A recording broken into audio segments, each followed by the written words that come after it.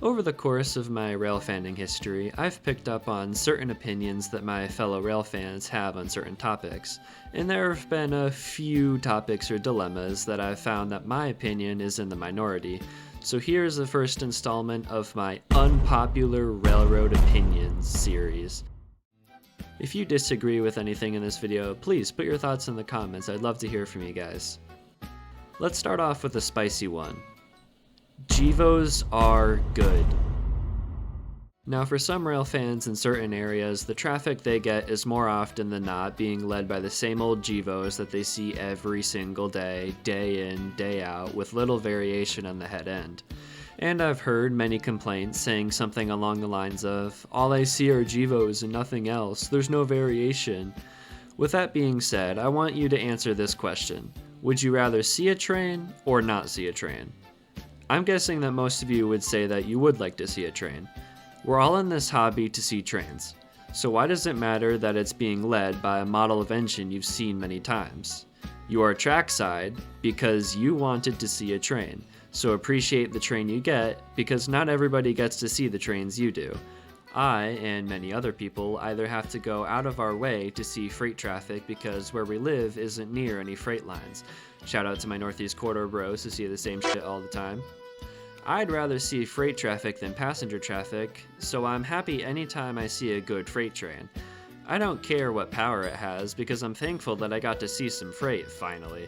Now why can't you Gevo haters be a little more like that?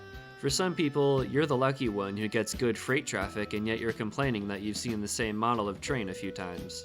And for those of you that see Gevos every day, why not make it interesting for yourself? Try experimenting with different camera angles to make each shot unique. I know when I'm rail fanning in one area and seeing the same trains, I move all over the place to get different shots to make the same trains look unique. Also, if possible, maybe try to chase a train. Try racing it to the next spot and driving very safely to try to get ahead of it. That'll certainly give you a rush and make the hobby fun again. Alright, next opinion. A heritage unit leading is not better than a heritage unit trailing. I'm sure that everyone is familiar with the rush of excitement and optimism while trackside to try and catch a heritage unit in your area, and the theorizing and planning and reconnaissance it takes to capture one. And then the train comes around the corner and you look at the nose of the lead unit and you don't see the paint. But you know this is the right train and you know the unit is on it. As the train draws nearer, you notice that an engine behind the leader that's facing backwards has the paint you're looking for. And you hang your head and frown your face because the heritage unit wasn't leading the train. That's exactly what I have a problem with. First off, and in the most blunt way I can say this, be happy you successfully caught a heritage unit, man. And second, this quote-unquote failure is an opportunity. So, like I said, be happy you successfully caught a heritage unit. That's a big achievement. There's only one or a small group of those engines in the world, and you managed to be at the right place at the right time to capture it. Be proud of yourself. Because I know plenty of people that seldom see heritage units, including me. Another Northeast Corridor shout out. Does the special engine not being on the front of the train really ruin the whole experience for you? Because it doesn't for me. I'd love to see heritage units more often, but where I live I get very sparse heritage unit action. So anytime I see something, I'm happy as can be. I'm running out of heritage unit clips, so I'll keep it quick.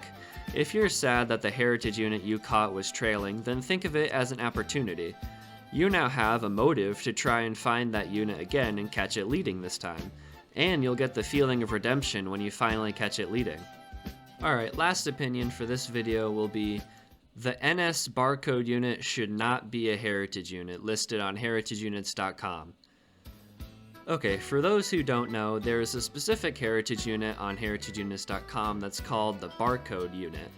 This Norfolk Southern engine is listed here because its number is 1111, causing the engine number to look like a barcode. This is an opinion that I could be persuaded away from, but for now, I don't see any reason why this should be qualified as a heritage unit.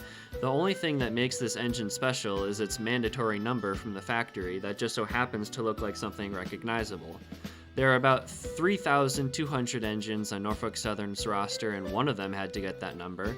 Saying this unit is special is like saying your normal car should be let into a car show because its vehicle identification number is 123456789. It's a mandatory identification symbol that every engine on every railroad must have, and it just so happens to look like a barcode. Following that logic, why isn't NS1234 a heritage unit? What about CSX 101 because it looks like the abbreviation LOL? My point is, it's just a number that has to be there, and just because it resembles a barcode doesn't make it special. Alright, that will bring this rant to a close. Thank you for watching, and I've never said this, but make sure to smash that subscribe